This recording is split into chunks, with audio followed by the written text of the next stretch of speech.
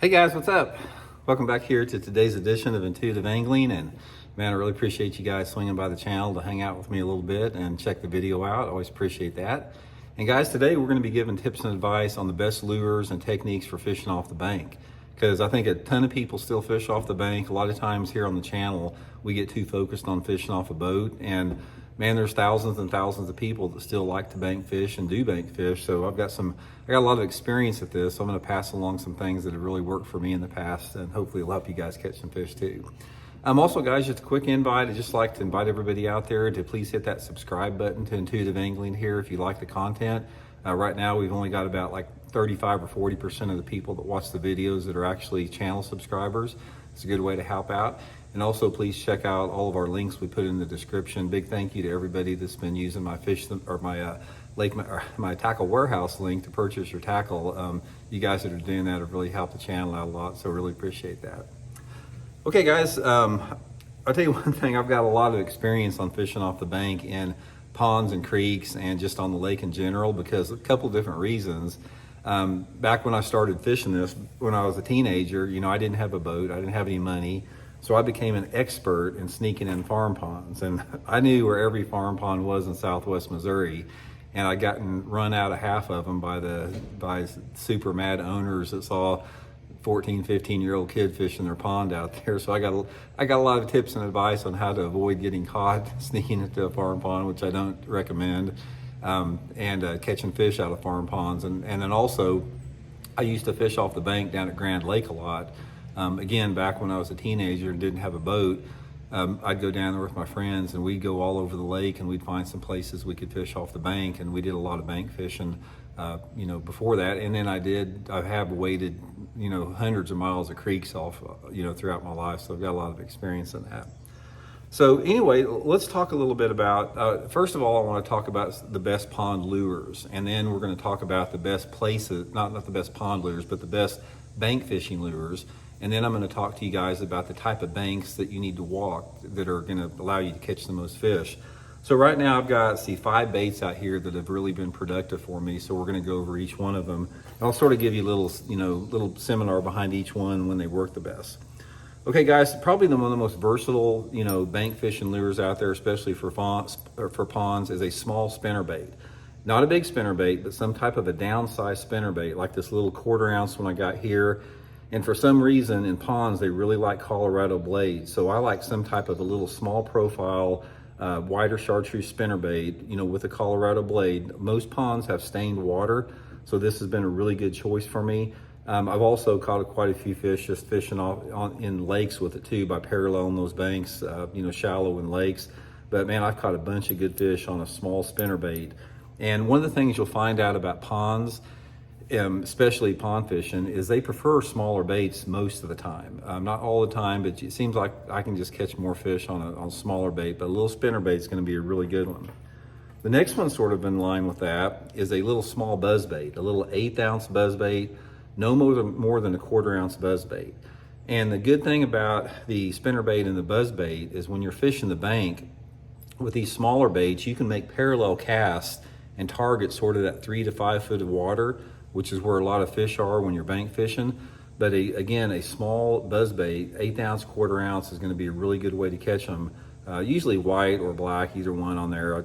Fish both of them, but I've caught a ton of good ones on a little black buzzbait. I'm going to say, guys, I bet probably 80% of the fish I've caught in farm ponds over the years have come on these two baits here, small spinnerbait or small buzzbait.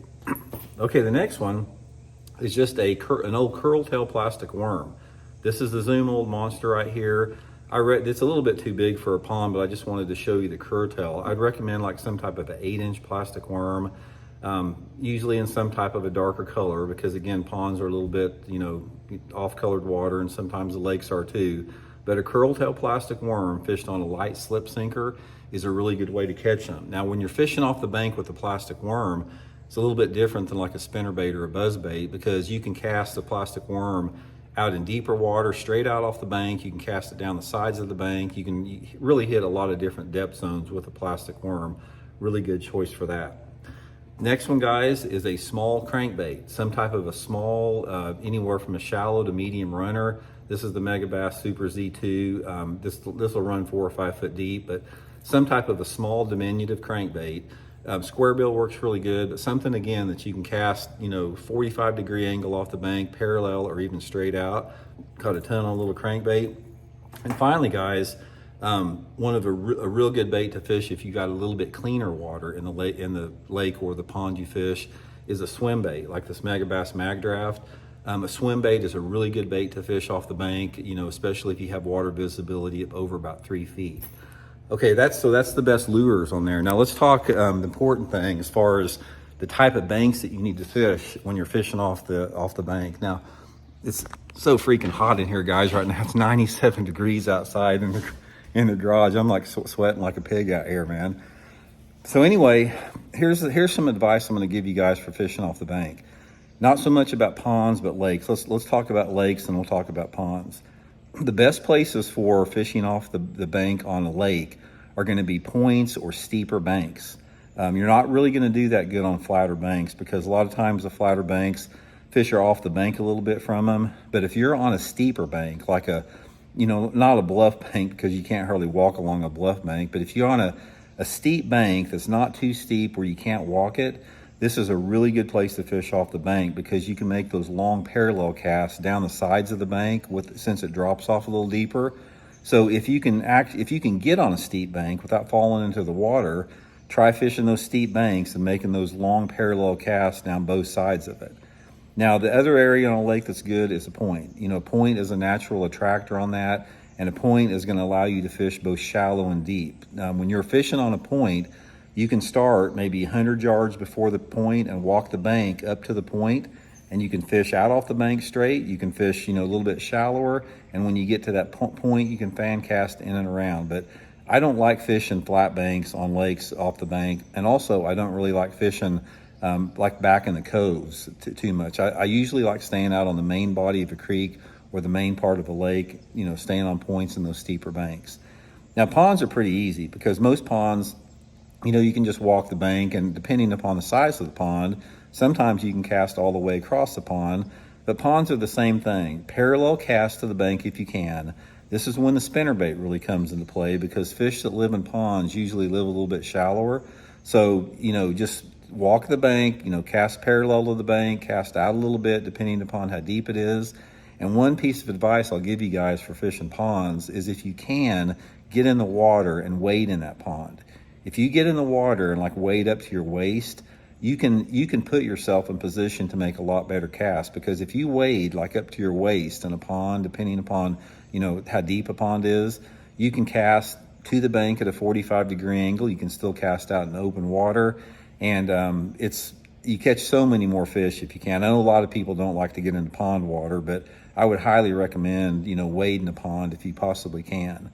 Another thing with bank fishing, guys, that's really going to help you out is you need to be out there during low light conditions. I'm not saying you can't catch them during the daytime, but you're going to catch a lot more fish if you get out there right at daylight or right at sunset. It's going to put those fish more up on the bank. It's going to put them a little bit more active. And the best time to fish the bank by far is at night. If you guys, I don't care if it's a pond or a lake or whatever, night fishing off the bank is the best time to fish a bank. Again, because there's more fish up on the bank that you can reach. Guys, I've caught so many fish night fishing on ponds. I mean, it's a little spooky because you got to deal with snakes in the summer and all that type of stuff. But man, you can catch so many big fish, fishing ponds at night with the spinnerbait. So anyway, that's just some of the stuff that's worked for me. I hope it helps you guys out. We'll talk later.